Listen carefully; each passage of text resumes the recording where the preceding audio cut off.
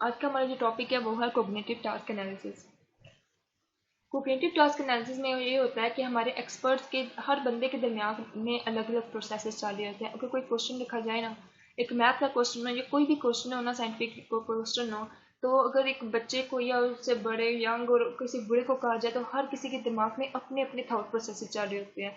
तो हम एक्सपर्ट को क्यों लेते हैं इसमें? एक्सपर्ट के थॉट प्रोसेसेस को इसलिए पढ़ा जाता है इस चीज़ में क्योंकि एक्सपर्ट्स वगैरह के पास बहुत ज़्यादा एक्सपीरियंस होता है। वो उस चीज़ का आंसर एक्यूरेट दे सकते हैं, जल्दी से दे सकते हैं। तो इसीलिए हम कोग्निटिव टास्क एनालिसिस यूज़ करके हम उन बंदों के दिमाग में जो थॉट प्रोसेसेस चल रहे हैं उनको अनपैक करते हैं और वो दूसरों को सिखाते हैं कि ये बंदा इस तरह से सोच रहा है, हमने भी इस तरह से इस चीज़ को हैंडल करना है, ताकि नॉलेज हमारी जो सी वो एक बंदे तक महदूद ना हो, बाकी सारे बंदों तक जा सके।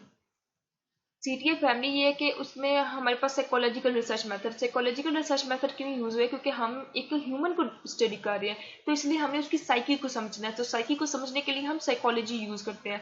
ये समझना है कि वो उसके दिमाग में कौन से मेथड यूज़ हो रहे हैं, उसके दिमाग में उस चीज़ को कैसे हैंडल कर रहा है, कोई क्वेश्चन है या कोई भी है चीज़, तो उसके दिमाग में सारी चीज़ें हम हमारे दिमाग में सारा कुछ चल रहा है वो कवर हुआ हुआ है। उसको अनकवर करने के लिए हमने कोई रिसर्च मेथड्स वगैरह लगाने हैं और फिर हमने दूसरों को बताना है, उस चीज़ को अनकवर करके फिर रिप्रेजेंट करना है कि ये चीज़ इस तरह से है, अब इसको आप लोग इस तरह से कर सकते हो। Cognitive task analysis uses a variety of interview and observation strategies. जाहिर बात है कि जब हम किसी बंदे से हमने उसके बारे में मालूमात हासिल करनी होती है तो हम इंटरव्यू लेते हैं। जैसे कोई न्यू बंदा आ जाता है तो हम पहले सबसे पहले उसका इंटरव्यू लेते हैं। पहले कोई कंपनी में बंदा आया, आप उसका इंटरव्यू लेते हो ताकि उसके बारे में पहले थोड़ी बहुत जो वो जुबान कलामी है, वो अपनी जो बातें बता रहा है कि वो सारी हम बात मालूमात हासिल कर लेते हैं। सेकंड चीज़, आप उसको ऑब्जर्व करते हो कि ये जो सा बंदा है, कोई एक्सपर्ट भी, हम कोई स्टूडेंट देख लें जो बहुत ज़्यादा लाइक है या कुछ भी इस तरह से कोई बंदा जो बहुत ज़्यादा टेक्निकल तरीके से सोचता है, हम उस बंदे को ऑब्जर्व करते हैं कि उसका बिहेवियर क्या है, वो इस चीज़ को कैसे टैकल कर रहा है, उसने इससे पहले क्या क्या स्टडी की हुई है, कोई इस चीज़ को कर पा रहा है, उसने कोई डॉक्यूमेंट्स वगैरह लिखी हुई हैं, वो किस जगह से, उसका बैकग्राउंड क्या है, उसने बैकग्राउंड क्या चीज़ें पढ़ी, उसकी क्या क्वालिफिकेशन है, हम इस सारी चीज़ों को देखते हैं। तो इसी तरह जब हम किसी एक्सपर्ट के दिमाग को देख रहे होते हैं ना कि ये बंदा क्या कॉम्प्लेक्स टास्क जो परफॉर्म कर रहा है, एक्सपर्ट कैसे वो कॉम्प्लेक्स टास्क परफॉर्म कर सकता है, तो हम ये सारी चीज़ें हम उसकी देखते हैं।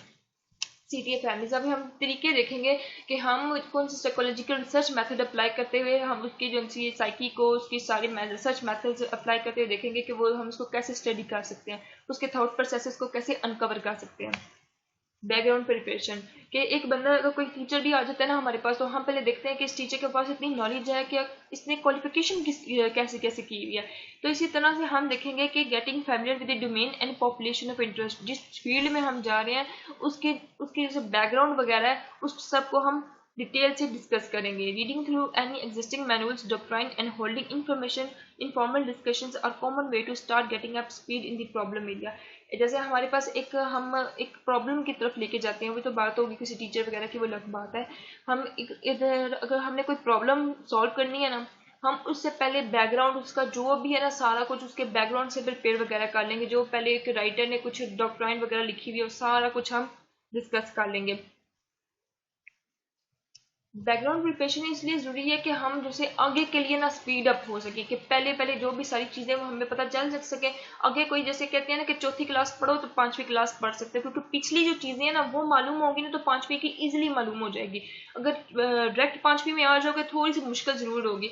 स्पीड अप करने के लिए पहले चौथी पढ़ना जरूरी है, फिर पांचवी में आ सकते हैं। लिक्टेशन ऑफ नॉलेज, लिक्टेशन ऑफ नॉलेज ये कि कोई ना कोई टेक्निक यूज़ करते हुए हम क्या करते हैं कि to draw the technique knowledge and thought expert expert, अपने एक्सपर्ट की कोई टेक्निक यूज करते हुए हम उसकी नॉलेज को एक्सट्रैक्ट कर सकें।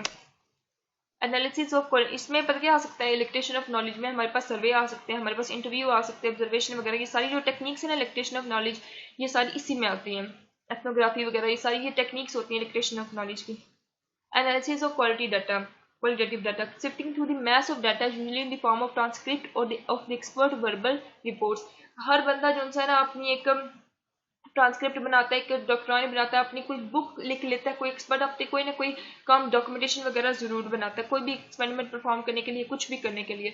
उस सारी जो चीज़ें हैं ना उसने जो कुछ भी लिखा हुआ है सारा कुछ आपने रीड कर लेना है। सिफ्टिंग फिल्म के ऊपर से सारा आपने पढ़ लेना कि उस चीज़ उस बंदे ने के पास कौन कौन सी मालूमात है ये वगैरह। Identify decisions, cues, goals, strategies, concepts and other elements of thought.